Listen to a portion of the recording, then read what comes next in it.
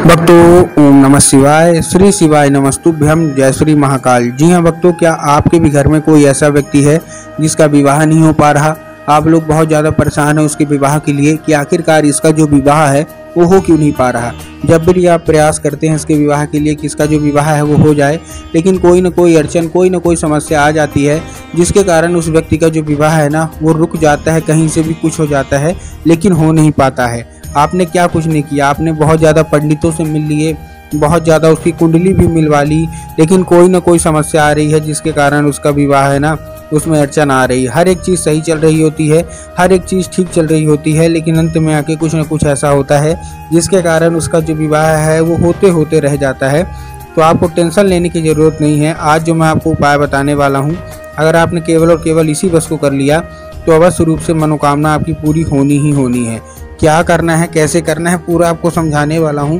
तो अगर आपने इतना ही कर लिया तो अवश्य रूप से जो भी मनोकामना है ना वो पूरी होगी ही होगी। देखिए, पूज्य गुरुदेव की जो कथा होती है, जैसे कि आपको पता होगा कि पूज्य गुरुदेव की कथा में लाखों की भीड़ आती है, आप सबने देखा होगा, ठीक। तो अभी गुरुदेव की कथा चल रही थी, आज से 4-5 महीना पहले की बात है। गुरुदेव की कथा चल रही थी और गुरुदेव की कथा में लाखों की भीड़ आई। अब जब गुरुदेव की कथा में लाखों की भीड़ आई तो वहाँ ज़्यादातर जो भक्त थे उन्होंने क्या किया, पत्र के द्वारा, किसके द्वारा, पत्र के द्वारा अपनी मनोकामना गुरुदेव तक पहुँचाई। अब जब गुरुदेव के पास पत्र पहुंचा और गुरुदेव ने पत्र पढ़ा तो वहाँ गुरुदेव ने देखा कि ज़्यादातर जो भक्त हैं, जो माता पिता हैं ना, उनकी केवल और केवल एक ही मनोकामना है। क्या मनोकामना है कि गुरुदेव, हमारे घर का जो व्यक्ति है उसका विवाह नहीं हो पा रहा, हम लोग बहुत ज़्यादा परेशान हैं उसके विवाह के लिए कि उसका जो विवाह है वो हो जाए, लेकिन कोई ना कोई अड़चन, कोई ना कोई समस्या आ रही है जिसके कारण उसका जो विवाह है वो अटक रहा, नहीं हो पा रहा है। ठीक है ना, सब कुछ ठीक चल रहा होता है, सब कुछ अच्छा चल रहा होता है, लेकिन अंत में आके कुछ ना कुछ ऐसा होता है जिसके कारण उसका जो विवाह है वो हट जाता है, रुक जाता है। हम बहुत ज़्यादा परेशान हैं। क्यों? क्योंकि जो उसकी जो उम्र है वो धीरे धीरे करके गुजरती जा रही है। ठीक है ना, कोई 30 साल का हो गया है, कोई 35 साल का हो गया, कोई 40 साल का हो गया, यहाँ तक कि 45-45 साल तक के भी हो गए हैं, लेकिन विवाह होने का नाम नहीं ले रहा। कृपया करके कोई उपाय बता दें ताकि उसका जो विवाह है वो हो जाए। जब गुरुदेव ने ये देखा तब गुरुदेव ने 2 से 3 उपाय बताए और कहा केवल और केवल ये उपाय कर लेना, तुम्हारी जो भी इच्छा है, जो भी मनोकामना है अवश्य रूप से पूरी होगी ही होगी। और उस व्यक्ति का जिसका भी विवाह नहीं हो पा रहा, अवश्य रूप से उसका जो विवाह है वो होगा ही होगा। अब जब गुरुदेव ने ये देखा तब गुरुदेव ने 2 से 3 उपाय बताए और जैसे उपाय बताए तो लोगों ने जा जाके इस उपाय को घर में करना शुरू कर दिया। अब जैसे ही लोगों ने जाके इस उपाय को घर में करना शुरू कर दिया, वही लोग गुरुदेव की कथा में मात्र 1 से 1.5 महीने के बाद वापस आए।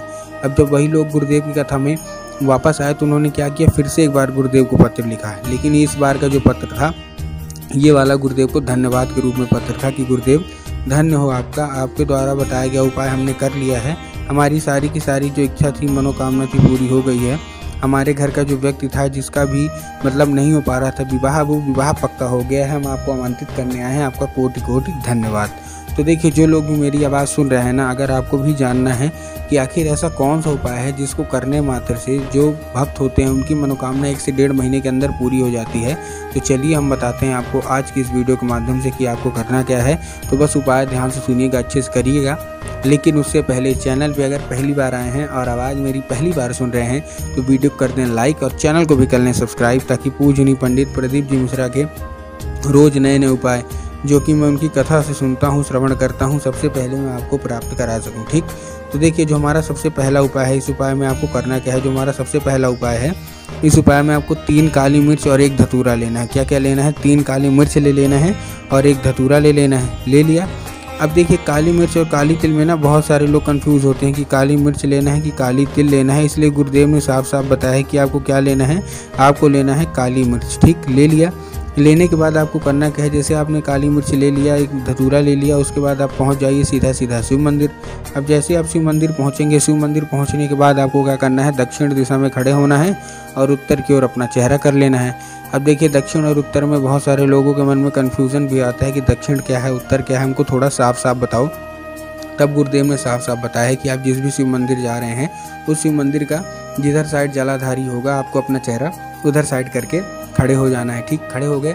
खड़े होने के बाद आपको एक नाम लेके, कौन सा, महादेव का बहुत ही सुंदर सा नाम है, श्रम्भेश्वर महादेव। तो बस आपको क्या करना है, आपको श्रम्भेश्वर महादेव का नाम लेके उन्हीं का स्मरण करके आपको चुपचाप से क्या कर देना है, आपको अर्पित कर देना है बस। पूज्य गुरुदेव कहते हैं कि अगर आपने श्रमधेश्वर महादेव का ये उपाय कर लिया ना, तो अवश्य रूप से आपकी जो भी इच्छा है, जो भी मनोकामना है, वो पूरी होगी ही होगी। ठीक है, ये था हमारा कौन सा, ये था हमारा सबसे पहला उपाय। अब हम चलते अपने दूसरे उपाय की ओर। अब देखिए, अब हम चलते अपने दूसरे उपाय की ओर। ठीक, अब देखिए जो हमारा दूसरा उपाय है, दूसरे उपाय में आपको करना क्या है। इस उपाय में आपको 11 लाल फूल चाहिए। क्या चाहिए? 11 लाल फूल। ठीक, 11 लाल फूल ले लिया। 11 लाल फूल लेने के बाद आपको करना क्या है, सबसे पहले तो आपको एक दो चीज़ का ध्यान रखना है। 11 लाल फूल में क्या ध्यान रखना है कि जो फूल है वो कहीं से भी खंडित नहीं होना चाहिए, कहीं से भी कटा फटा नहीं होना चाहिए। पहली चीज़, बहुत सारे लोग कटा फटा फूल ले लेते हैं, तो आपको इससे बचना है। दूसरा, आपको ध्यान रखना है कि जो फूल है वो एक किस्म का होना चाहिए। मतलब अगर आप गुलाब का ले रहे हैं तो केवल और केवल गुलाब का लीजिए, अगर आप गुड़हल का ले रहे हैं तो केवल और केवल आप गुड़हल के लीजिए। ये नहीं करना कि 2 फूल गुलाब के ले लिए, 3 फूल गुड़हल के ले लिए, ऐसा आपको बिल्कुल भी नहीं करना है। ठीक, फूल आपने ले लिया। फूल लेने के बाद पहुंच जाइए कहाँ, सीधा सीधा शिव मंदिर। अब आपके दिमाग में होगा कि जाएंगे शिव मंदिर और बाबा भोलेनाथ के ऊपर अर्पित कर देंगे, जो कि पूर्णतः गलत है। आपको बाबा भोलेनाथ के ऊपर अर्पित नहीं करना, आपको कहाँ अर्पित करना है, माता अशोक सुंदरी की जगह पे। अब देखिए, जिनको पता है कि माता अशोक सुंदरी की जगह कहाँ होती है उनका तो ठीक, लेकिन जिनको नहीं पता कि माता अशोक सुंदरी की जगह कहाँ है, तब गुरुदेव ने बताया है कि जलाधारी के बिल्कुल बीचों बीच माता अशोक सुंदरी की जगह होती है। तो बस आपको माता अशोक सुंदरी की जगह पे आपको चुपचाप से क्या कर देना है, अर्पित करके मनोकामना मांगिए। 1 से 1.5 महीना करके देखिए, अब अपने आप मनोकामना पूरी होगी ही होगी।